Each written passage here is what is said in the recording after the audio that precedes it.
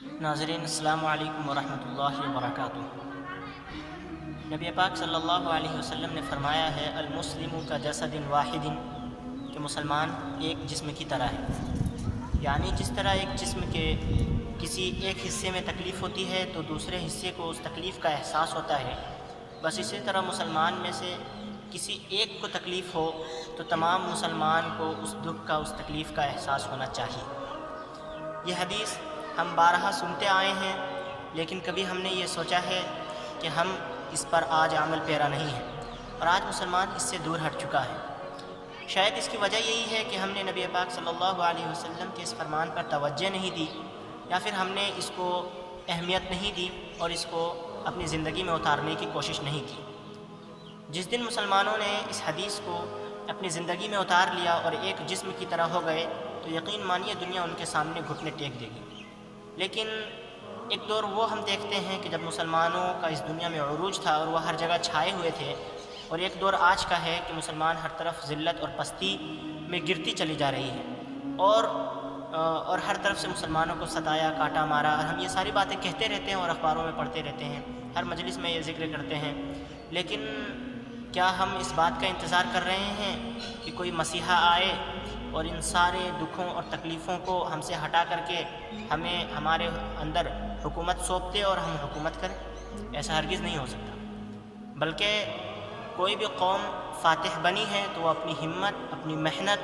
اور محنت میں تسلسل کی وجہ سے بنی ہے۔ بغیر محنت کیے، بغیر قدم آگے بڑھائے ہوئے کوئی قوم آگے نہیں بڑھ سکی ہے۔ اللہ نے خود کہا ہے ان اللہ لا یغیر ما بقوم حتی یغیروا ما بانفسہم، کہ جب تک کوئی قوم اپنی حالت بدلنے کا ارادہ نہیں کر لیتی، اللہ تعالیٰ اس کی حالت کو بدلتے نہیں ہیں۔ تو قوم کے لوگوں کو اور خاص طور سے مسلمانوں کو اس بات کی ضرورت ہے کہ وہ اپنی قوم کو آگے بڑھائیں، اور آگے بڑھانے کے جو طریقے ہیں ان پر چلے۔ مثلا آج ہم ہر چیزوں میں پیچھے نظر آ رہے ہیں۔ اگر لرننگ، پڑھانے یا پڑھنے کے اعتبار سے، تعلیم و تعلم کے اعتبار سے بات کی جائے تو آج اس میں بھی مسلمان پیچھے ہیں۔ دنیاوی دینی علوم میں تو نابلد ہے ہی، اور دنیاوی علوم سے بھی مسلمان بالکل ہی نابلد ہو چکے ہیں، اور ان کے اندر یہ علمی شعور کم ہوتا چلا جا رہا ہے، اور صرف انسان اپنا منموجی بننے کی کوشش کر رہا ہے، اور خاص طور سے مسلمانوں کے اندر یہ برائیاں پائی جا رہی ہے کہ وہ یہ صرف سوچ رہا ہے کہ ہماری زندگی کیسے صحیح ہو جائے۔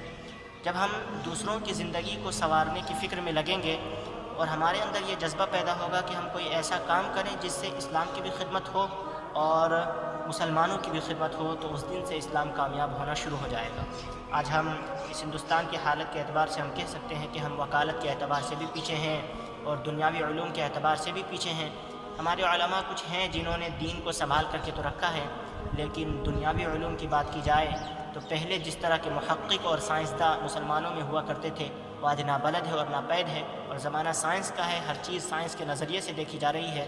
لہٰذا مسلمانوں کو ضرورت ہے کہ جو دنیاوی تعلیم حاصل کر رہے ہیں وہ ان میں بہت مزید پختگی حاصل کریں، اور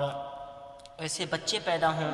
جو سائنس میں مہارت رکھنے والے ہوں اور نئے نئے تحقیقات سے دنیا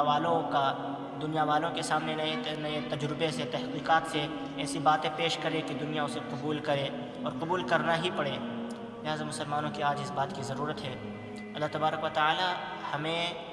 سائنس میں بھی اور دین اور دنیا اور تمام چیزوں میں ترقی کرنے کی توفیق نصیب فرمائے، اور ہم سب کو ایک اور اتحاد پسند اور متحد ہونے کی توفیق عطا فرمائے۔